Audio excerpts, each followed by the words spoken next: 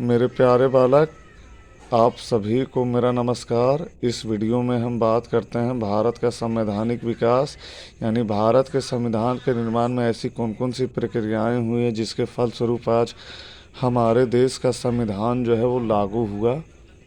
तो इसमें पॉइंट के माध्यम से हम बात करते हैं। तो भारत आने वाले जो प्रथम अंग्रेज जो थे वो 1579 ईस्वी में आए थे। कौन थे ये? तो स्टीफन थॉमस थे। कौन थे? Stephen Thomas. और भारत आने वाले जो दूसरे अंग्रेज जो थे वो रॉल्फ फिंच थे। कितने ईस्वी में आए थे? 1583 में आए थे। उसके अलावे पहले हम बात करते हैं यहाँ पे कि ईस्ट इंडिया कंपनी का जो 1600 में जो नाम जो था वो आपका the governor and company of merchant of London trading था। इसके फलस्वरूप जो है वो ईस्ट इंडिया कंपनी का नाम, यानी ये नाम बदल करके ईस्ट इंडिया कंपनी जो रखा गया ये आपका 1833 में रखा गया।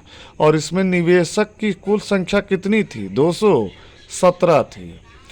उसके अलावे अब पॉइंट नंबर जो है वो चार्टर आपको पढ़ना होगा। चार्टर एक्ट के ही माध्यम से आप जानेंगे कि कैसे भारत का संवैधानिक विकास हुआ है। तो चार्टर एक्ट आपका 1600 जो है, यानी 1600 ईस्वी का राजलेख क्या बताता है कि ब्रिटेन की महारानी जो थी वो एलिजाबेथ थी।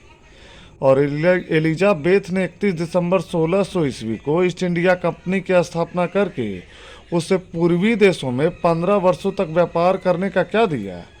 एक अधिकार प्रदान किया। उसके अलावे आगे बात करते हैं आगे के वीडियो में। तो यहाँ पे है कि इसे ही मर्चेंट ऑफ एडवेंचर के नाम से जाना जाता है। इसकी शक्तियाँ, यानी किसकी शक्तियाँ की बात कर रहा है? ईस्ट इंडिया कंपनी की शक्तियाँ 1858 के एक्ट से ख़त्म कर दिया गया। अब यहाँ पे एक्ट क्या है? तो एक्ट जिसे कहा जाता है आपका अधिनियम कहा गया। एक्ट का हिंदी अधिनियम। उसके फलस्वरूप आपका है ईस्ट इंडिया कंपनी में जो है वो एक आपके गवर्नर थे और एक ही आपके उप गवर्नर थे। उसके अलावा इसमें 24 आपके अलग से मेंबर थे। बोर्ड ऑफ डायरेक्शन जो है, यानी निवेशक मंडल का जो कार्यकाल जो था वो भी 1 वर्ष का था। ध्यान रहे इस बात का कि 1874 में इसे पूर्णतः बंद कर दिया गया। किसको? ईस्ट इंडिया कंपनी को 1874 में इसे पूर्णतः क्या कर दिया गया? बंद कर दिया गया। ईस्ट इंडिया कंपनी की स्थापना के समय भारत में जो है वो किसका शासन था? अकबर था। तो अकबर क्या था? अकबर मुगल वंश का एक शासक था। अकबर कौन था? मुगल वंश का शासक था। उसके अलावे तो अकबर का शासनकाल जो था वो 1556 से 1605 तक था। उसके बाद क्वीन महारानी जो थी, यानी एलिजाबेथ की मृत्यु जो होती है वो आपका 1603 में आपका होता है। किसके समय में?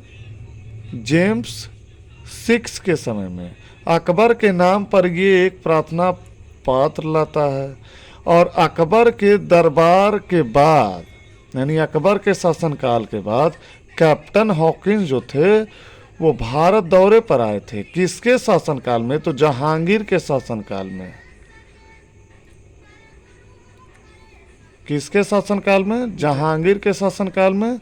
कितने ईस्वी में? 1608 में। किस जहाज से आए थे? 1608 में हेक्टर जहाज से आए थे। ये सूरत पहुंचे थे। उसके बाद है आगरा में जो ये पहुंचे थे ये 1609 में आए थे। 1615 में आधिकारिक राजदूत जो थे वो थॉमस रो को इन्होंने बना करके भेजा। कहाँ? भारत में। और जहांगीर ने इसे परमिशन दिया। किस चीज़ का? व्यापार करने का भारत में। यानी यहाँ से एक सवाल पूछेगा कि भारत में खुली छूट व्यापार करने का अधिकार किस शासक के द्वारा दिया गया? तो जहांगीर के द्वारा दिया गया। और बदले में थॉमस रो ने जहांगीर को क्या भेंट की? गुलाब भेंट की।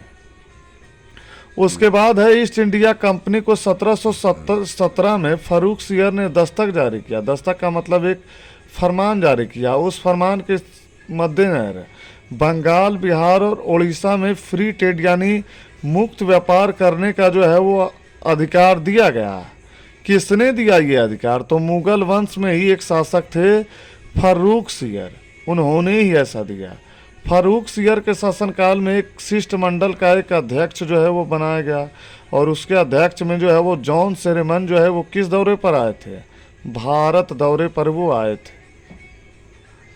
तो यहाँ तक की वीडियो आपको कैसा लगा दोस्तों, आप लोग कमेंट बॉक्स में बताइएगा। आगे के वीडियो में हम चर्चा करेंगे 1773 का आपका रेगुलेटिंग एक्ट है, उसके थ्रू हम जानेंगे कि उस एक्ट में भारत के प्रति और उसकी क्या नीतियां थी। तब तक के लिए आप सभी को मेरा नमस्कार। जय हिंद।